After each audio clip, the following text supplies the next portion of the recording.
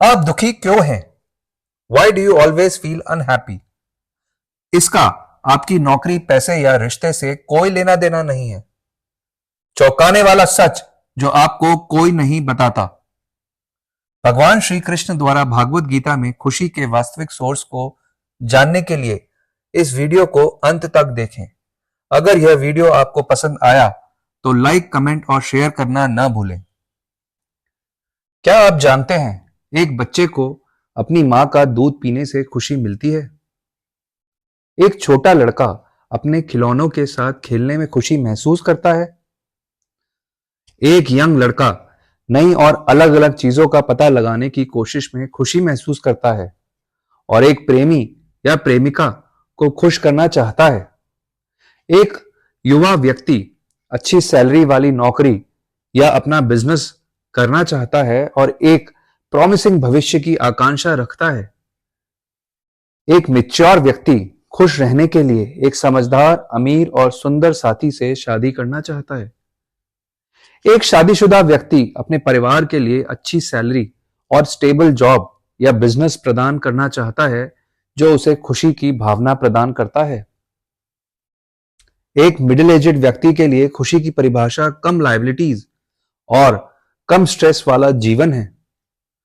अपने पोते पोतियों की संगति में और सब लोगों को अपनी बात सुनाने और उसका सम्मान करवाने पर एक बूढ़े आदमी को खुशी मिलती है। वास्तव में खुशी या हैप्पीनेस क्या है? मान लीजिए कि पैसा खुशी का सोर्स है। क्या आप पैसे से जीवन बचा सकते हैं? क्या हम पैसा होते हुए भी कोविड के दौरान अपने प्रियजनों को जिंदगी दे सके? क्या खुशी इच्छाओं की पूर्ति है? क्या डिजायर को फुलफिल करना हैप्पीनेस है? साइकिल वाला व्यक्ति स्कूटर खरीदना चाहता है। एक व्यक्ति जो एक स्कूटर चला रहा है उसे कार चाहिए। एक छोटी कार का मालिक एक बड़ी कार खरीदना चाहता है। एक बड़ी कार का मालिक एक लग्जरी कार खरीदना चाहता है। एक लग्जरी कार का मालिक अपनी नजर एक अधिक प्रीमियम कार पर रखता है और यह चलता रहता है, चलता रहता है, चलता रहता है। हमारी इच्छाओं की कोई सीमा नहीं है। We have enough for need but not for greed. आवश्यकता के लिए पर्याप्त है लेकिन लालच के लिए नहीं। हमारी इच्छाओं की पूर्ति हमें क्षणिक संतुष्टि देने के लिए पर्याप्त है जो समय बीतने के साथ साथ फीकी पड़ जाती है। जब एक इच्छा पूरी होती है तो हम तुरंत दूसरी इच्छा की कामना करने लगते हैं और फिर तीसरी, और यह पागलपन कभी नहीं रुकता। भागवत गीता में कृष्ण कहते हैं, जब कोई व्यक्ति किसी वस्तु जिसे वह देखता है, सुनता है या चखता है आदि के संपर्क में आता है तो उसके प्रति लगाव या अटैचमेंट, पसंद या नापसंद विकसित हो जाती है। ऐसी पसंद या नापसंदगी से उस वस्तु को पाने या उससे छुटकारा पाने की इच्छा विकसित होती है। इच्छा की पूर्ति न होने से गुस्सा उत्पन्न होता है। गुस्से से निर्णय लेने में कठिनाई होती है। डिसीजन लेने की क्षमता में कमी के कारण स्मृति में भ्रम पैदा होता है। व्यक्ति यह भूल जाता है कि क्या सही है और क्या गलत। जब स्मृति भ्रमित होती है तो बुद्धि यानी ज्ञान नष्ट हो जाता है। अपने विवेक का उपयोग करने के बजाय व्यक्ति भावनाओं की धारा में बह जाता है। नतीजतन व्यक्ति पतन की ओर जाता है और अंततः बर्बाद हो जाता है।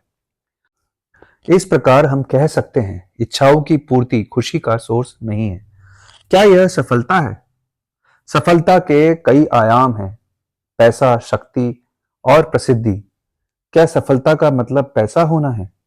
जब हम बच्चे थे तो हम सोचते थे कि सफल व्यक्ति वह है जिसके पास बहुत सारा पैसा है। लेकिन जब हम बड़े होते हैं तो हमें एहसास होता है कि पैसा कमाना कितना कठिन है। यह बाकी सब कुछ छीन लेता है। अगर सफलता का मतलब पैसा है और पैसा होने का मतलब मन की शांति, दोस्ती, रिश्ते और क्वालिटी ऑफ लाइफ का अभाव है तो यह सफलता नहीं है। यह सफलता का भ्रम है।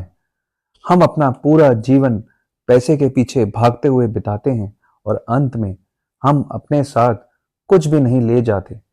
इसका मतलब है कि पैसा होना सफलता नहीं है और यह खुशी या हैप्पीनेस का सोर्स नहीं है। क्या यह पावर है? आइए हम मान ले कि सबसे खुश व्यक्ति ही सबसे पावरफुल व्यक्ति है। इस लॉजिक के अनुसार भारत के प्रधानमंत्री को सबसे खुश व्यक्ति होना चाहिए। क्या प्रधानमंत्री के पास अपने लव्ड वंस की जान बचाने की शक्ति है? नश्वर प्राणियों के बारे में भूल जाइए। श्री राम अपने प्रिय पिता दशरथ की जान नहीं बचा सके। श्री कृष्ण महाभारत में अपने भतीजे अभिमन्यु की जान नहीं बचा सके। महाभारत में अर्जुन अपने बेटे अभिमन्यु की जान नहीं बचा सके। जवाब है नहीं। जब हमारा समय खत्म हो जाता है तो कोई भी धन, शक्ति, प्रभाव और चिकित्सा सेवा हमारे जीवन को नहीं बचा सकती। भाग्य अंततः हमारे जीवन के पाठ्यक्रम को निर्धारित करता है, इसलिए पावर हमें नहीं बचा सकती। यह धारणा कि मन की शांति, दोस्ती, रिश्ते, क्वालिटी ऑफ लाइफ और आराम पावर के साथ आते हैं और भी गलत है। पावर सफलता की एक भ्रामक भावना पैदा करती है। यह पोजीशन है जो रेस्पेक्ट कमांड करती है, व्यक्ति नहीं है जो सम्मान डिजर्व करता है। आइए एक छोटी सी कहानी की मदद से समझते हैं। कहानी का शीर्षक है एक मंत्री और उसका बेटा। एक बार एक मंत्री था जिसका एक बेटा था। बेटा गंभीर रूप से बीमार पड़ गया और उसे तुरंत इलाज की जरूरत थी। वह अपने बेटे को अस्पताल ले जाना चाहता था, लेकिन बच्चे में अस्पताल जाने की ताकत नहीं थी। नतीजतन मंत्री ने एक डॉक्टर को फोन किया और घर पर आने का प्रस्ताव रखा। डॉक्टर ने स्वेच्छा से सहमति जताई। अपने अन्य रोगियों को छोड़कर मंत्री के बेटे की तत्काल चिकित्सा आवश्यकताओं को पूरा करने, आवश्यक देखभाल प्रदान करने और दवाएं निर्धारित करने के लिए। सालों बाद मंत्री के लिए परिस्थितियां बदल गई, जिससे वित्तीय पतन और व्यक्तिगत बीमारी हो गई। जब वह खुद बिस्तर पर पड़ा था और उसे चिकित्सा सहायता की जरूरत थी, तो उसने मदद के लिए उसी डॉक्टर को बुलाया। हालांकि अब जब उसे पता चला कि मंत्री के पास अब शक्ति या धन नहीं है, तो डॉक्टर ने संकोच किया, यह समझते हुए कि उसकी सेवाओं के लिए कोई प्रतिपूरक इनाम नहीं हो सकता है। वह जानता था कि उसे कोई फायदा नहीं मिलेगा और शायद उसे एक ही समय में किसी दूसरे मरीज का निदान करने के अवसर लागत के बराबर भी मुआवजा नहीं मिलेगा। इसलिए उसने वहां न जाने का फैसला किया। मॉरल ऑफ द स्टोरी, यह पोजीशन ही थी जिसने डॉक्टर को अलग अलग काम करने के लिए मजबूर किया, न कि व्यक्ति को। इससे यह साबित होता है कि पावर खुशी का सोर्स नहीं है। क्या खुशी का सोर्स फेम है? क्या फेमस लोग सबसे ज्यादा खुश रहते हैं? नहीं, वे नहीं हैं। फेमस लोग शक्तिहीन, ईर्ष्यालु, असुरक्षित और सबसे दुखी होते हैं। हम सभी ने देखा कि प्रसिद्ध सुपरस्टार शाहरुख खान के बेटे आर्यन खान के साथ क्या हुआ। जब आर्यन खान को गिरफ्तार किया गया तो शाहरुख खान पावरलेस थे। अपनी पूरी ताकत दिखाने के बावजूद वह अपने बेटे को 26 दिनों तक जेल से बाहर नहीं रख पाए। बीते जमाने की मशहूर अभिनेत्री परवीन बॉबी की दुखद और अकेलेपन भरी मौत हो गई। वह डर से घिरी हुई थी और उन्हें स्किज़ोफ्रेनिया नामक बीमारी थी। सुपरस्टार राजेश खन्ना कई सालों तक लोगों के लिए रहस्य बने रहे। पुराने जमाने के दिग्गज अभिनेता ने यह मानने से इनकार कर दिया कि उनका फेम खत्म हो गया है। वह अपने फेम को लेकर इनसिक्योर थे। प्रसिद्धि आत्मा को तृप्त नहीं करती। आत्मा प्रसिद्धि से तृप्त नहीं होती। यह कलात्मक लालसा को पूरा करता है। सबसे फेमस लोग सबसे अकेले होते हैं। इसलिए हम कह सकते हैं फेमस होना खुशी की गारंटी नहीं है। इसलिए हम निष्कर्ष निकाल सकते हैं पैसा, इच्छा की पूर्ति और सफलता, पैसा, शक्ति और प्रसिद्धि खुशी नहीं है। तो फिर खुशी क्या है? हम अक्सर खुशी को कई बाहरी कारकों से जोड़ते हैं। हम अक्सर अपनी सारी कोशिशें अपनी इंद्रियों की संतुष्टि में लगा देते हैं। हालांकि इस तरह से मिलने वाली खुशी सिर्फ अस्थायी खुशी होती है और दुख के चक्रों से जुड़ जाती है। सच्चा सुख केवल एक शांत मन से ही निकल सकता है, जो किसी बाहरी कारक पर निर्भर नहीं होता और हर परिस्थिति में अविचलित रहता है। भागवत गीता के दूसरे अध्याय के 70वें श्लोक में श्री कृष्ण कहते हैं, आपूर्यमाण मचल प्रतिष्ठम समुद्र मापह प्रविशन्ति यद्वत् तद्वत् कामा यम प्रविशन्ति सर्वे सशांति माप्रोप्ति न काम कामी।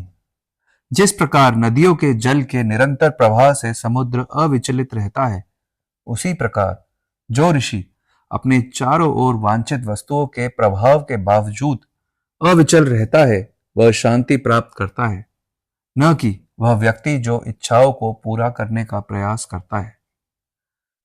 श्री कृष्ण ने 3 प्रकार के सुख बताए हैं।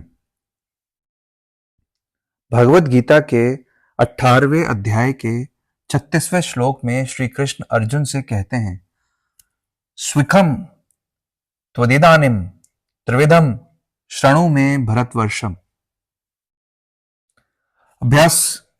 अभ्यासाद्यत्रमिते यत्र दुखांतम न दिगच्छति। हे अर्जुन, अब तुम मुझसे 3 प्रकार के सुखों के बारे में सुनो, जिनमें देहधारी आत्मा आनंदित होती है और सभी दुखों के अंत तक पहुंच सकती है। सात्विक या शुद्ध सुख वह सुख है जो आत्मा के उत्थान से उत्पन्न होता है, हालांकि इसे प्राप्त करना आसान नहीं है। सात्विक या शुद्ध सुख की खोज करने वाले को बहुत अनुशासन का अभ्यास करना पड़ता है, इसलिए यह शुरू में जहर जैसा लगता है लेकिन अंत में अमृत जैसा लगता है। यत्तदग्रे विस्मिव वरिणाम परिणामे मृतोपम तत्सुखम सात्विकम प्रोक्त मात्म बुद्धि प्रसादजम। भगवत गीता के 18वें अध्याय के 37वां श्लोक। जो पहले जहर जैसा लगता है लेकिन अंत में अमृत जैसा लगता है, उसे सात्विक सुख कहा जाता है। यह आत्मज्ञान में स्थित शुद्ध बुद्धि से उत्पन्न होता है। राजसिक या परिणामोन्मुख सुख यह भौतिकवादी सुख है जो तब प्राप्त होता है जब इंद्रियां बाहरी वस्तुओं के संपर्क में आती हैं, जो संतुष्टि की भावना पैदा करती हैं। हालांकि इस तरह का सुख अस्थायी होता है। विषेंद्रिय संयोगाध्यथ दग्रे मृतोपमम परिणामे विस्मिव तत्सुखम राजसम स्मृतम। 38वां श्लोक। जब सुख इंद्रियों के अपने विषयों के संपर्क से प्राप्त होता है तो उसे रजोगुणी कहा जाता है। ऐसा सुख शुरू में अमृत जैसा होता है लेकिन अंत में विष जैसा होता है। तामसिक या आलसी सुख यह सुख का सबसे निम्न रूप है और सोने या आलसी होने से प्राप्त होता है।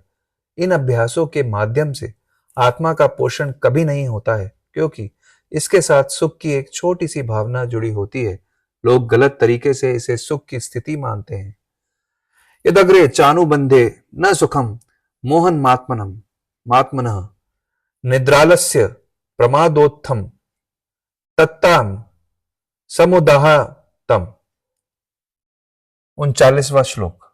वह सुख जो आदि से अंत तक आत्मा के स्वरूप को आच्छादित करता है तथा जो निद्रा, आलस्य और प्रमाद से उत्पन्न होता है, उसे तामसी कहा जाता है। क्या सुख का अर्थ सभी के लिए एक जैसा है? नहीं।